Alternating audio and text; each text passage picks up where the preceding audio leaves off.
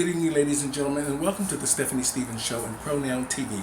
I'm Stephanie Stevens. I will be your host tonight for this half-hour, very exclusive special with Katanya Evans and Kelvin Sunday.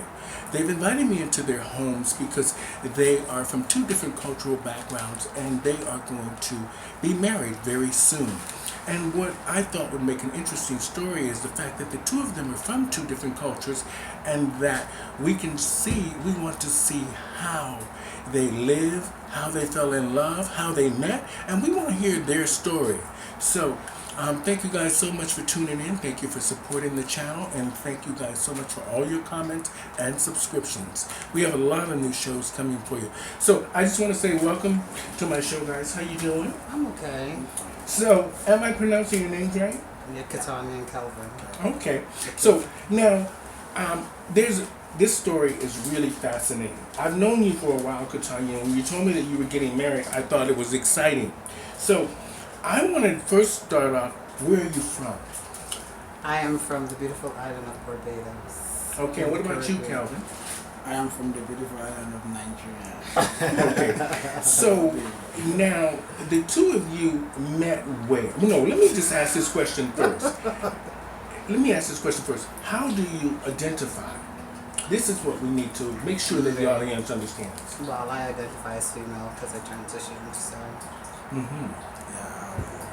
I identify as a male Who's bisexual? Okay. Now, how did the two of you meet? Okay, let me take it. We met, are you ready for it? We met on Tag. What would turn out to be supposed to be a alleged one-night stand turned out to this. Oh. That's how we met. It wasn't really anything. It was just like meet on Tag, talk, booty call, go your way, go mine. But fortunately, I should say, it turned into this. Well, I mean, a lot of people out there will find it interesting, even me. When the agent, she sends me what she wants me to do every week, she really thought this story was fascinating. Because when she watched the other shows that we did, she really focused on you, Katanya, a lot. So she thought that would add a lot to our programming. Now, the two of you met on Tag, which is a hookup site, everybody. This is a hookup site. So it's like Grinder, or Tinder, and all of those. Now, the first time you met, what did you think, Katanya, when you opened the door and you saw Calvin? What did you think? The first time I met, I was actually doing a live because I actually had broken up with my ex. So it was like, because he lived in Jamaica, so it's like it was over, whatever the case may be. And then, I don't know where this guy came from. All of a sudden, he's like, I want to be your inbox, I want to be your inbox. I was like, what is wrong with this boy?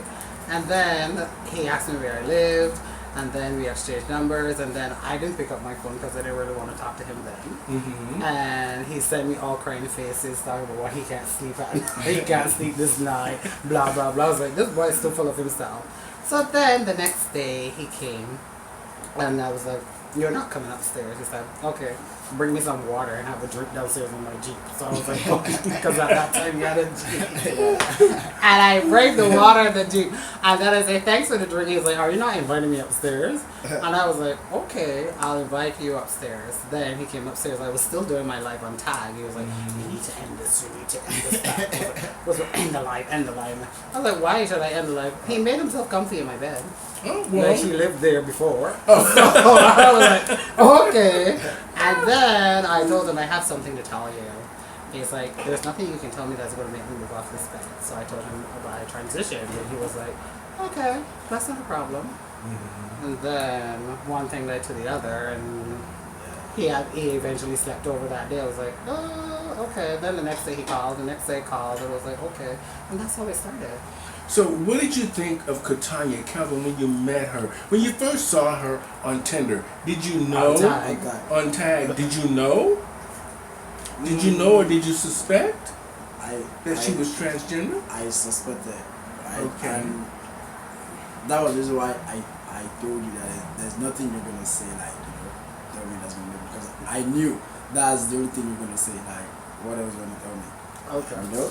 So I was like, anything I already know. Well, you know, we have to bring this up because my agent says for me not to try to. She always says don't pussyfoot around. She told me I've been pussyfooting around a lot with the interview, so she told me to be more direct. Now we know Nigeria is not the most welcoming place for the LGBT community. Now, as an LGBT person, were you ever involved in any of the, you know, the things going on in Nigeria with the LGBT community? Yeah, kind of, but I never knew what LGBTQ was. Okay. Yeah, and He didn't know what it was until he came to Canada, I guess. And he then educated, because I asked him one time, do you think that trans women are women? He said no, before he wasn't. He didn't convince they were women, but after coming to Canada and seeing the education, he realized, he said, well, he acknowledged them as women and he respects them for who they are. Okay. Well, you know, Katanya, they have an LGBT thriving community in Barbados, even though I know it's very dangerous for trans women. And now, when you first met him, did you really have any apprehension about him being from Nigeria, knowing that you, as an activist, would have already felt and had some experience about the culture in Nigeria and how they treat the LGBT community? Yes, I did, especially when he slept over that night. I didn't sleep at all. I was like, in case this guy try anything, he's going down. At that time, I lived with my sister, my brother, well, my best friend and her husband. I called them my sister, my brother, and they were asleep in the other room. And I told her, and I told them, both of them, well, I invited this guy over. I haven't told him the tea yet, but when he comes. But that night, I didn't sleep, period. Because I was like, if he try anything, he's going down tonight. But at the end of the day, I figured out he was all asleep and snored. And then when he told me his name was Kelvin, I was like, this guy, you know these people, his name is not Kelvin. How is he from Africa and has a name like Kelvin? And I must admit, I went snooping in his wallet and saw his ID. Well, that, you know, sometimes it's best to know the person you're sleeping with. And sometimes it's best to know the person you're sleeping with. And, you know, sometimes we find that out the hard way when it's too late and things happen. And a lot, as you know, Katanya, over the last couple of years, a lot of the trans women have been murdered by men who say that they didn't know the tea. Exactly, 100%. So it's a good thing now that the girls are starting to recognize, to tell the men that this is, I was born male, but I identify as female, and this is how I feel, this is how I live, and either you want to be with me or you don't. Now, we are going to always have that issue until people are really educated. But the statistic says that black men between the ages of 18 and 35 are the ones that commit the most murders of trans women. Why do you think that is, Calvin? Is it because young black men are really unsure of who they are, or they're trying to be macho? They're trying to be macho. Trying to be macho. They have a lot to prove to the boys. I'm a man and that's it. And even though I like this man, you ain't gonna know it's a man, and I introduce him to you, to my family or my friends, unless I'm for sure that this person can pass, or because you know, in the long run, all of this comes out. It does, eventually. All of this comes out, mainly when the two of you start to fall in love, and you start to open up about the truth about your lives. Because sometimes we conceal those things. I was in a long-time relationship for a very long time, and you know that, Katanya. Yeah, you did. And I love Johnny very much, but Johnny kept a lot of secrets from his parents about me. And that's not what broke us up. What broke us up is just that I decided that my career came first. And sometimes you just have to do what's best for you. Sure. And now the two of you are getting married. Who said I love you first? He did. He's not. He's nervous, but it's okay. Now, Kelvin, have you told your parents in Nigeria that you're in love with a trans woman? Oh, okay. So we have that conversation to come. There'll be a part 2 to the Stephanie Stevens show, and with Kelvin and Katanya. Now, Katanya, I know that you express yourself and you're very open and honest. I'm sure you've told your friends and your family about Kelvin. Yes, my mom talks. Actually, my mom always called him Sunday. Ask me where's Sunday. Tell him tomorrow's Monday. So she does it all the time, every time. And yeah, my family, my friends know about him because he's part of me. And Katanya, Katanya's face is always out there. But I try not to put him out there so much because I am very popular, as I should say. Well, people know Katanya. When everyone says Katanya, well, they know it's me. And since I work in the LGBTQ community, for the LGBT community, I'm just out there. So, do you love him, Katanya? I do. I do. Kelvin, do you love her? Okay. So now, who did the proposal first? Who did the marriage proposal first? Okay. Now, is this something you really are invested in, Katanya? Knowing that you come from being part of the community and you're very active and you've been a performer and entertainer. And sometimes entertainers, it's hard to separate love, marriage, work, activism, and entertainment. This is a very difficult thing to give up for stability and home life. Honestly, it is, but I told him anything that I am doing, if it's my career or what the case may be, just be behind me and push me. Don't try to restrict me, because if you're, like, for instance, he's going to be a model. He did a photo shoot. I pushed him to do that. If there's anything to enhance his life and better himself, I'm going to get behind it, because he knows when he's not going down the right path, my mouth comes out and he doesn't like it. So, now he's happy. So yeah. Now the two of you, and now Kelvin, you're a young guy. Now, and Katanya, you're young as well. I mean, I'm trying to understand the dynamics of children building a life together, family, church, and mainly from where you're from, Kelvin. This is why I'm focusing so much on Nigeria.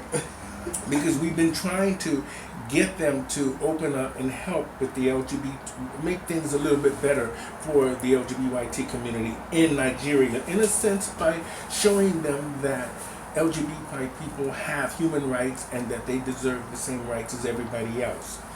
Now, did you ever see any of the violence in Nigeria with the LGBT community? Yeah. I see them on Instagram. Yeah, I see those. Okay. So now, the two of you, once you figured out what was going to happen with, sorry, we're not having a fire. There's a fire, all right. There's a fire, but we're not having a fire. Now, the two of you, now, Calvin, what do you think is going to happen? You're in Canada now, a place that's more free and open and somewhat loving and supporting in a sense, but yet we still have our struggles and our way of life that sometimes we might not always get what we want, because we'll always be fighting for our rights, I think. Now, what do you plan on? Do you plan on taking Katanya back and introducing her to your family and your friends in Nigeria? Yeah, sure. I would love to do that, but like what you said about Nigeria, right? So, like you said, you're trying to make like LGBTQ in Nigeria, whatever. But I know it's gonna be hard, but it's what I can still do. I can think of. It's a shame that we say this all the time, but black people sometimes can be their own worst enemy. Yeah. And for people to say that they're Christians and then treat their own children, their sons and their daughters, these terrible ways, and then try to say, well, you're this way or you're this way. It's like, you know what? When everybody goes home and closes their door, we all have secrets. that sometimes might not go along with what's happening in the Bible. It's a shame that they use Christianity to really separate us and to abuse us and do bad things to good people. A lot of these people are good people and they just need a chance. I mean, and not just, I don't want to say people, it's just we're the human race and we're just, we deserve the same rights and equality as anyone else. And the people in Nigeria need to understand that. And the fact that you and Katanya might not be able to go to Nigeria and be free the way you want to be, if just in case. I mean, Katanya is a very attractive woman, so the men of Nigeria are going to really take an interest in her when they see her, and then you're going to have this conversation, and just in case if she spilled the tea, and you know the black women of Nigeria were looking at this attractive woman, that you know. This is something you guys are gonna have to have a conversation about, because in the long run, she's gonna want to visit your homeland, I would think. Now, Katanya, how's Calvin adjusting to life in Canada so far? Oh, well, he's adjusting quite okay. Well, I believe when we met, he had issues or what the case would be adjusting, but I think he just needed stability, that's all. His head was just going around in a bubble, a circle all over the place, but now he's in a better place. He's more focused, he's more goal oriented. So what kind of wedding did the two of you want? Me, I don't want a Zoom wedding. No Zoom wedding. No Zoom wedding. Those are the words. He said after Corona, no Zoom wedding. I don't want no Zoom wedding because I'm not going to get adorned and look all nice and sweet and then I'm done with camera phone. I'm done on camera phone. No.